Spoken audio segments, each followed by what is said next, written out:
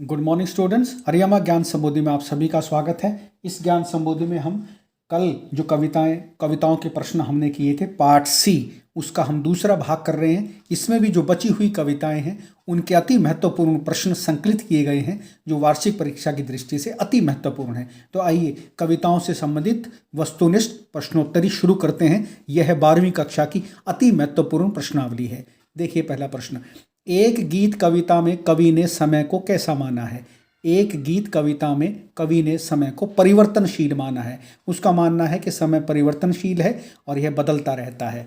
40वां प्रश्न देखिए, कवि के हृदय में किसकी याद बसी हुई है। कवि के हृदय में अपनी प्रेमिका की याद बसी हुई है। उस प्रेमिका की याद के कारण ही कवि काव्य की रचना करता है। अगला प्रश्न देखिए, धन वैभव के पीछे भागने वाले लोगों को कवि ने क्या कहा है। धन वैभव के पीछे भागने वाले कवि को लोगों ने नादान कहा है, ना समझ कहा है। वो मिथ्या चीज़ों की ओर पीछे भाग रहे हैं। तो धन वैभव सदैव नहीं रहता, नष्ट हो जाने वाली चीज़ है। तो जो लोग नष्ट हो जाने वाली चीज़ों के पीछे भागते हैं, कवि का कथन है कि वे लोग नादान होते हैं। अगला प्रश्न देखिए, कवि अपने पग से किसे ठोकर मारता है। कवि अपने पग से पृथ्वी को ठोकर मारता है। अगला प्रश्न देखिए, भव सागर से कवि का क्या आशय है। भव कहते हैं संसार को, तो भव सागर मैंने संसार रूपी सागर। तो भव सागर का आशय क्या हो गया, संसार रूपी सागर। अगला देखिए, बड़ी महत्वपूर्ण कविता है, इसमें से कोई ना कोई प्रश्न जरूर पूछा जाता है। दिन जल्दी जल्दी ढलता है, कविता में कवि हताश और दुखी क्यों है। कवि प्रियतमा की निष्ठुरता के कारण दुखी है, हताश है और इसी निराशा, इसी निष्ठुरता को दूर करने के लिए वह काव्य की रचना करता है। तो दिन जल्दी जल्दी ढलता है, कविता में कवि हताश और दुखी अपनी प्रियतमा की निष्ठुरता के कारण है। अगला देखिए, हो जाए न पथ में रात कहीं सोचकर कौन जल्दी जल्दी चलता है। पंथी, पंथी कहते हैं हम यात्री को, बटोही को। तो हो न जाए पथ में रात कहीं, यह सोचकर जल्दी जल्दी कौन चलता है, राही, यात्री, पथिक, ये जल्दी जल्दी चलता है ताकि अपने गंतव्य स्थान तक जल्दी से जल्दी अंधेरा होने से पहले पहुंच जाए। अगला देखिए, मुझसे मिलने को कौन विकल, विकल मैंने पीड़ित, व्याकुल, मुझसे मिलने को कौन विकल। गीत का यह प्रश्न उर मैंने हृदय में क्या भरता है, विवलता।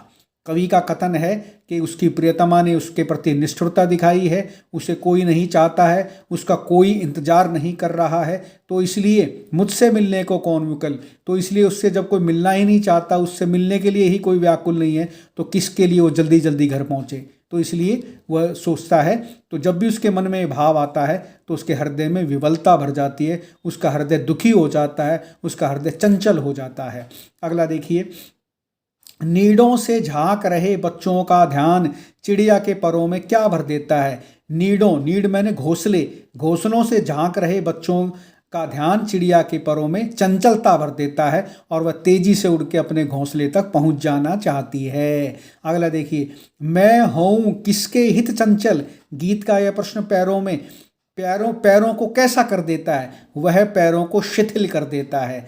कवि कहता है कि उसकी प्रियतमा ने उसके प्रति निष्ठुरता दिखाई है, वह उससे दूर हो गई है, तो वह अब उसका कोई इंतजार नहीं कर रहा है घर में, तो वह किसके लिए जल्दी घर जाए। तो मैं हूँ किसके हित चंचल, कहने का भाव यह है कि मैं किसके लिए चंचलता दिखाऊं, मैं किसके लिए जल्दी घर जाऊं, क्योंकि मेरा कोई इंतजार करने वाला नहीं है। तो मैं अपने हृदय में ये चंचलता क्यों भरूं, मैं जल्दी क्यों जाऊं। तो गीत का ये भाव उसके पैरों में शिथिलता भर देता है, कहीं ना कहीं उसे रोक देता है, कहीं ना कहीं उसे स्थिर कर देता है, कहीं ना कहीं उसे निराशा से भर देता है। उसके अंदर कहीं ना कहीं जो है, जो एकदम तेजी आ रही थी, वो कहीं ना कहीं कदम शिथिल हो जाते हैं, कहीं ना कहीं रुक जाते हैं, धीमे हो जाते हैं। अगला देखिए, बच्चे प्रत्याशा में होंगे। यहाँ प्रत्याशा शब्द का अर्थ है आशा। यह प्रश्न वार्षिक परीक्षा में कई बार पूछा गया है। प्रत्याशा शब्द का अर्थ होता है आशा। अगला देखिए, शीघ्र अपने बच्चों के पास पहुंचने की इच्छा चिड़िया की किस क्रिया से प्रकट होती है? तेज उड़ने से। जब उसे अपने बच्चों का ध्यान आता है कि उसके बच्चे नीडों से बाहर झांक रहे होंगे, उसका इंतजार कर रहे होंगे, तो उसके अंदर कहीं ना कहीं उसके परों के अंदर, पंखों के अंदर चंचलता आ जाती है और वो तेज उड़ने की क्रिया से जल्दी ही अपने घोंसले तक पहुंच जाना चाहती है। अगली कविता देखिए, बड़ी मशहूर कविता है पतंग, आलोक धनवा की। पतंग कविता में नई चमकीली साइकिल पर सवार होकर कौन आता है?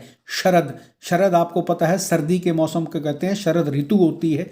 तो पतंग कविता में नई चमकीली साइकिल पर सवार होकर आता है शरद, जो अपने चमकीले इशारों से बच्चों को अपनी ओर आकर्षित करता है। अगला प्रश्न भी यही है, पतंग उड़ाने वाले बच्चों के झुंड को अपने चमकीले इशारों से कौन बुलाता है? शरद बुलाता है, ताकि वो उस ऋतु के अंदर पतंग उड़ाने का मजा ले सकें, पतंग उड़ा सकें। तो वो अपने चमकीले इशारों से, क्योंकि आकाश साफ है, स्वच्छ है, इसलिए आकाश में सूर्य चमक रहा है, ठंडी ठंडी शरद ऋतु है, ठंडी ठंडी कहीं ना कहीं हवा चल रही है, तो ये सारे चमकीले इशारों की ओर कहीं ना कहीं इंगित हो रहे हैं। तो इसलिए शरद ऋतु पतंग उड़ाने वाले बच्चों के झुंड को अपनी ओर आकर्षित कर रहा है। अगला प्रश्न देखिए, पतंग कविता में तितलियां शब्द किसका प्रतीक है? पतंग कविता में तितलियां शब्द रंग बिरंगी पतंगों का प्रतीक है। जब आकाश में शरद ऋतु में रंग बिरंगी पतंगें उड़ती हैं तो कवि की कल्पना है ये आकाश में सुंदर सुंदर रंग बिरंगी तितलियां उड़ रही हैं। अगला देखिए, बच्चे जन्म से ही अपने साथ क्या लाते हैं? बच्चे जन्म से ही अपने साथ कपास लाते हैं, अर्थात अपने साथ कोमलता लाते हैं। बच्चों के अंग कोमल होते हैं, वे संपूर्ण रूप से कोमल होते हैं, तो कवि ने कोमल के लिए कपास शब्द का इस्तेमाल किया है। कपास आपको पता है हम रुई को कहते हैं, रुई भी आपको पता है कोमल होती है। अगला देखिए, पतंग उड़ाते बच्चे किसे मृदंग की तरह बजाते हैं? मृदंग कहते हैं कि लंबी ढोलक होती है, दक्षिण भारत का यह प्रसिद्ध वाद्य यंत्र है, उसको वहाँ मृदंग कहा जाता है, हमारे यहाँ ढोलक कहते हैं, लेकिन दोनों की आकृति में अंतर होता है। यह एक प्रकार की लंबी ढोलक समझो आप इसको। तो पतंग उड़ाते बच्चे किसे मृदंग की तरह बजाते हैं? वे दिशाओं को मृदंग की तरह बजाते हैं, क्योंकि वे उछल कूद कर इधर से उधर, एक छत से दूसरी छत पे, एक गली से दूसरी गली में पतंग के पीछे भागते हैं। तो कवि को ऐसा लगता है कि वे मृदंग की तरह दिशाओं को बजा रहे हैं। अगला देखिए, बच्चों के बेचैन पैरों के पास क्या घूमती हुई आती है? बच्चों के बेचैन पैरों के पास पृथ्वी घूमती हुई आती है, क्योंकि वो पतंग को लूटने की खुशी में पतंग के पीछे जो है चंचलता से और बड़े वेग से भाग रहे हैं, और उनको ये नहीं पता लग रहा है कि वो अपने घर से दूर आ गए हैं, वो अपने छत से जो है तीसरी चौथी पांचवी छत पर आ गए हैं। तो ये कहीं ना कहीं ऐसा कवि की कल्पना है, उसको ऐसा लगता है कि बच्चों को कहीं भी दूरी का ज्ञान नहीं है, बस उनको पतंग दिखनी चाहिए। तो ऐसा लगता है उनके बेचैन पैरों के पास पृथ्वी भी कहीं ना कहीं नप के आ गई है, पृथ्वी ने भी अपने आप को कहीं ना कहीं समर्पित कर दिया है उन बच्चों की चंचलता के आगे। अगला देखिए, पतंग ऊपर उठाने के लिए किसने आकाश को मुलायम बना दिया है? पतंग को ऊपर उठाने के लिए शरद ऋतु ने आकाश को मुलायम बना दिया है। जैसा कि आपको पता है शरद ऋतु में आकाश साफ होता है, स्वच्छ वायु बह रही होती है, तो वह पतंग उड़ाने के लिए एक प्रकार की आदर्श स्थिति होती है। इसलिए इस कविता के अंदर आकाश को मुलायम बनाने की बात कही गई है शरद मौसम के अंदर। अगला देखिए, आलोक धनवा का एकमात्र काव्य संग्रह कौन सा है? आलोक धनवा का एकमात्र काव्य संग्रह है दुनिया रोज बनती है। दुनिया रोज बनती है काव्य संग्रह हम उसको कहते हैं, जिसमें अनेक कविताओं का संकलन हो। तो आलोक धनवा का एकमात्र काव्य संग्रह है दुनिया रोज बनती है। अगला देखिए, शरद आया पुलों को पार करता हुआ, पंक्ति में अलंकार कौन सा है? मानवीकरण। मानवीकरण अलंकार हम उसको कहते हैं जहां प्रकृति में मानवीय हाव भावों का आरोपण कर दिया जाए। तो यहाँ क्या आरोपण कर दिया? शरद। शरद आया पुलों को पार करता हुआ। शरद को ऐसा मानव दिखा दिया गया जैसे रास्ते में कुछ पुल आते हैं और वह अपनी, जैसे कोई बच्चा साइकिल पे दौड़ा चला आता है, उसके रास्ते में पुल आते हैं, उसके रास्ते में गलियां आती हैं। तो शरद को उन्होंने एक बच्चे की तरह, एक व्यक्ति की तरह इस कविता के अंदर प्रस्तुत किया है, जो एक रंगीन साइकिल पर जो है अपना चमकीले इशारों से बच्चों को बुला रहा है और पुलों को पार करता हुआ आ रहा है। तो ये सारे के सारे मानवीय भाव हैं, इस कारण से यहाँ मानवीकरण अलंकार है। अगला देखिए, लंबी ढोलक को क्या कहते हैं? मृदंग। जैसा कि मैंने अभी आपको ऊपर बताया था, ये लंबी ढोलक दक्षिण भारत का वाद्य यंत्र है।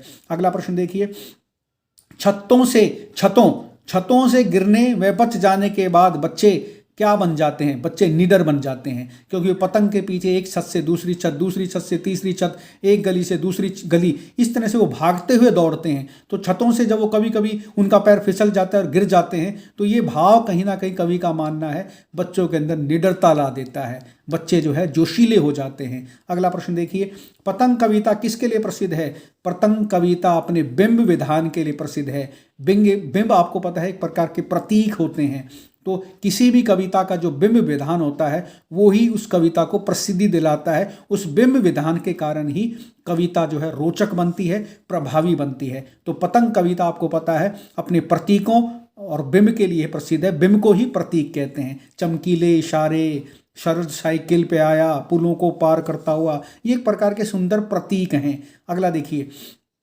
पतंग ऊपर उठ सके में कौन सा बिंब है? इसमें दृश्य बिंब है। दृश्य बिंब उसको हम कहते हैं कि कविता के अंदर कोई ऐसा भाव प्रस्तुत करना जिसमें वो सारा दृश्य आपकी आंखों के सामने आ जाए। तो उसके पतंग ऊपर उठ सके में एक प्रकार का दृश्य बिंब है कि कैसे बच्चे देख करके आकर्षित हो गए। कवि ने भी उसमें जो है तितलियों की कल्पना कर ली। तितलियों की कल्पना क्यों कर ली? क्योंकि वो दृश्य बिंब है, क्योंकि वो दृश्य ही ऐसा नज़ारा है। रंग बिरंगी पतंगे जो है आकाश में सुंदर दृश्य प्रस्तुत कर रही हैं और कवि कल्पना कर रहा है जैसे रंग बिरंगी तितलियां आकाश में विचर रही हूं। तो इस प्रकार से एक प्रकार का दृश्य बिंब है ये। अगला देखिए, खरगोश की आंखों जैसा लाल सवेरा में कौन सा अलंकार है? उपमा अलंकार है। आपको पता है जब एक वस्तु की दूसरी वस्तु से तुलना की जाती है तो वहां उपमा अलंकार होता है। तो खरगोश की आंखों जैसा, ये देखिए तुलना सूचक शब्द है, तो उसकी आंखों जैसा लाल सवेरा, तो लाल सवेरे की तुलना खरगोश की आंखों से कर दी, इसलिए इसमें उपमा अलंकार है। अगला देखिए, पतंग की पतली कमानी किससे बनी है? पतंग की पतली कमानी बांस से बनी हुई है। जैसा कि आपने देखा होगा, पतंग चाहे कागज की होती है चाहे वो पॉलीथीन की होती है, उस पे जो लगाया जाता है जो कमानी जिससे वह कागज रुकता है, वह पतले बांस की बनी होती है। वो पतला बांस ही उस कागज को हवा में लेकर के उड़ता है। 66वां प्रश्न देखिए, पतंगों की धड़कती ऊंचाइयां बच्चों को किसके सहारे थाम लेती हैं?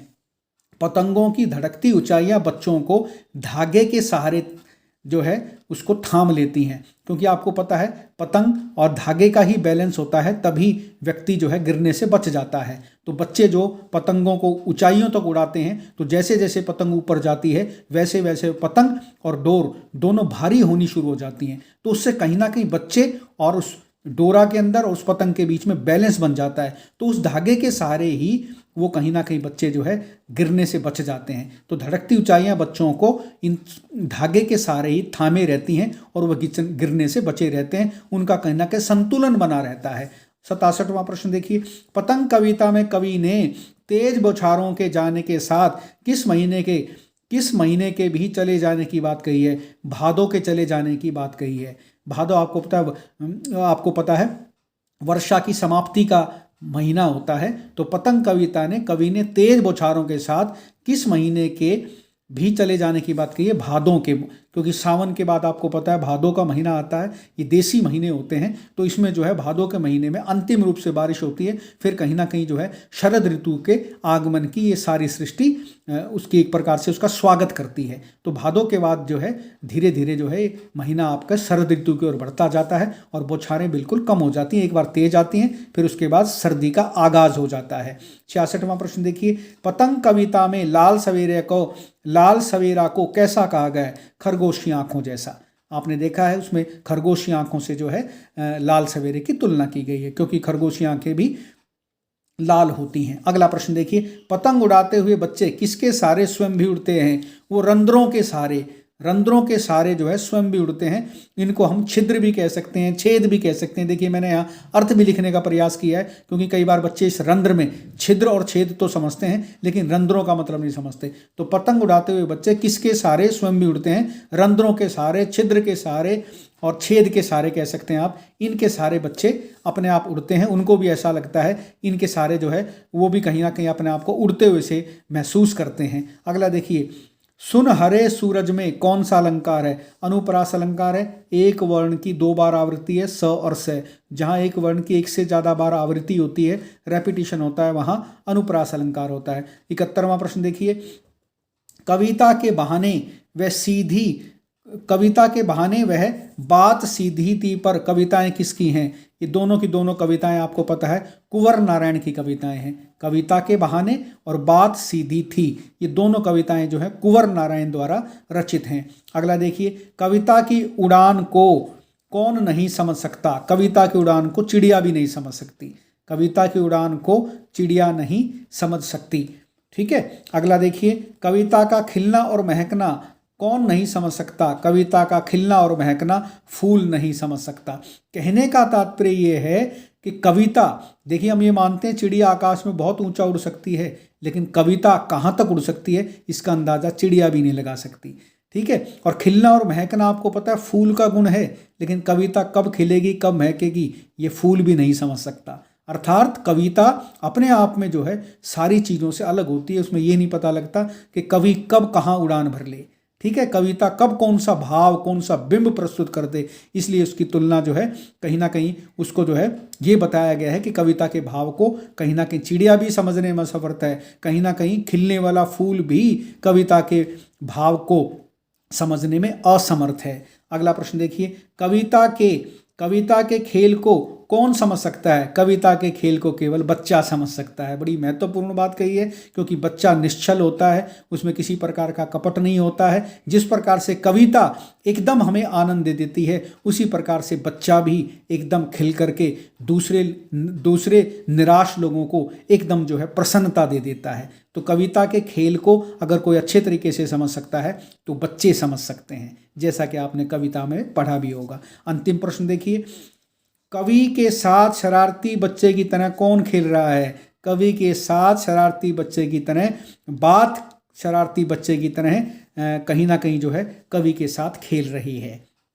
कवि के साथ शरारती बच्चे की तरह बात खेल रही है। बात शरारती बच्चे की तरह कवि को कहीं ना कहीं जो है प्रभावित कर रही है, कहीं ना कहीं उसे चंचल बना रही है, कहीं ना कहीं जो है उसे कुछ लिखने पर मजबूर कर रही है, कहीं ना कहीं उसको छका रही है, कहीं ना कहीं उससे अलग अलग भाव निकाल रही है। तो जैसे एक शरारती बच्चा कभी इधर छुप जाता है, कभी उधर छिप जाता है, कभी नए भाव में प्रस्तुत होता है, कभी रोने लगता है, कभी हंसने लगता है, ठीक वही भाव कविता के साथ भी हो रहा है। तो बात जो है कहीं ना कहीं शरारती बच्चे की तरह कवि के साथ खेल रही है, वो कवि को छका रही है। तो यहाँ पे बात की तुलना एक शरारती बच्चे के साथ की गई है। तो स्टूडेंट्स और डियर रिस्पेक्टेड टीचर्स, मुझको लगता है कि इन कविताओं के माध्यम से मैंने आप सभी को अति वस्तुनिष्ठ महत्वपूर्ण प्रश्नोत्तरी भेजने का प्रयास किया है। ये कविताओं से निकाले गए वे प्रश्न हैं जो विगत परीक्षाओं में, बोर्ड की परीक्षाओं में पूछे गए हैं, और ऐसा मेरा विश्वास है दोबारा भी इन प्रश्नों को पूछा जा सकता है। इस सीरीज़ में मैंने पिछले जितने भी प्रश्न आए हैं उन सबको शामिल करने का प्रयास किया है। इन दो सीरीज़ में, जो मैंने आपको कल भेजी थी और जो आज अब भेज रहा हूँ, इन दोनों में अति महत्वपूर्ण कविताओं के प्रश्न शामिल किए गए हैं। मुझे लगता है इनसे स्टूडेंट्स को अत्यधिक लाभ होगा, ऐसा मेरा विश्वास है। तो आदरणीय अध्यापकगण, इनको ज़्यादा से ज़्यादा बच्चों तक पहुँचा करके मेरी इस सीरीज़ को कृतार्थ करने का कार्य करें। धन्यवाद।